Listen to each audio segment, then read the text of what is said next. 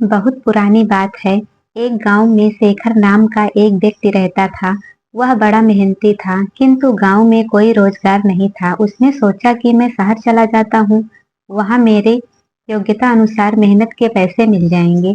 यह सोचकर शेखर एक दिन अपने गांव से शहर की ओर चल दिया। शहर बहुत दूर था। चलते चलते शेखर थक चुका था। शेखर इतना थक गया था कि अब उससे बिल्कुल भी चला नहीं जा रहा था और वह थक कर वहीं बैठ गया।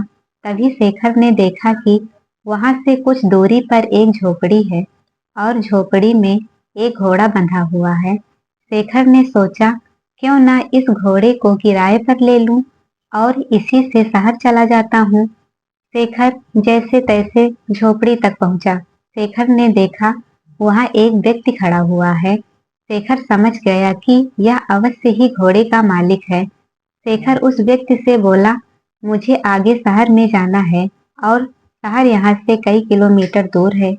मैं बुरी तरीके से थक चुका हूँ, तो क्या मैं आपका घोड़ा ले सकता हूँ?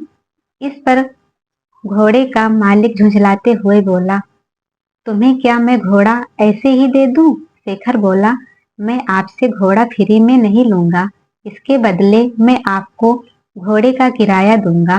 घोड़े का मालिक बोला, मैं तुम्हें घोड़ा किराए पर तो दे सकता हूँ, किंतु मुझे अभी दूसरे गांव जाना है। अगर तुम मुझे उस गांव तक छोड़ दो तो मैं यह घोड़ा तुम्हें किराए पर दे सकता हूँ। शेखर झट से तैयार हो गया। शेखर घोड़े पर आगे बैठ गया और घोड़े का मालिक पीछे। गर्मी के दिन थे, बहुत तेज धूप थी। दोनों चलते चलते थक गए और पसीने से तरबतर हो गए। शेखर बोला, बहुत तेज गर्मी है और थकान भी बहुत हो रही है, कहीं थोड़ी देर आराम कर लिया जाए। दोनों ने इधर उधर देखा, किंतु कहीं भी कोई पेड़ नहीं दिखा। तभी शेखर घोड़े से उतरा और घोड़े के ही छांव में बैठ गया। शेखर थोड़ी देर ही घोड़े की छांव में आराम कर पाया था कि यह सब देखकर घोड़े का मालिक बुरी तरीके से जल गया। घोड़े का मालिक बोला, मैंने तुम्हें घोड़ा किराए पर दिया है, उसकी छाया किराए पर नहीं दी। तुम हटो यहाँ से। इस छाया पर मेरा अधिकार है और मैं यहाँ आराम करूंगा। यह सुनकर शेखर बोला, महानुभाव, आप यह कैसी बात कर रहे हैं? मैंने अगर घोड़ा किराए पर लिया है तो उसकी छाया पर भी मेरा ही अधिकार है। अगर आप चाहें तो आप भी इस छाया में मेरे साथ बैठकर आराम कर सकते हैं। लेकिन घोड़े का मालिक बड़ा जिद्दी था। वह बोला, नहीं नहीं, इस छाया पर सिर्फ और सिर्फ मेरा अधिकार है और मैं ही इसकी छांव में बैठूंगा। तुम हटो यहाँ से।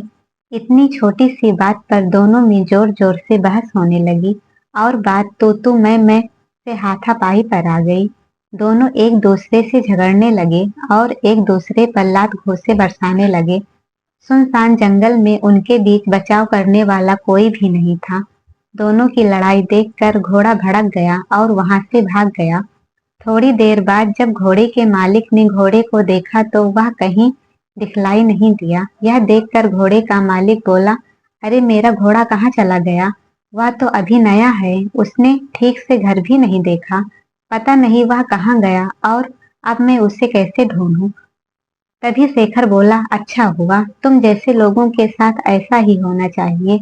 अभी तुम छाया के लिए परेशान हो रहे थे, अब घोड़े की काया के लिए परेशान होना। घोड़े के मालिक को अपनी गलती का एहसास हुआ और अपना माथा पीट कर हाय तौबा करते हुए बैठ गया और बोला, मेरे थोड़े से लालच से मेरा कितना बड़ा नुकसान हो गया। मुझे अपनी करनी का फल मिल गया।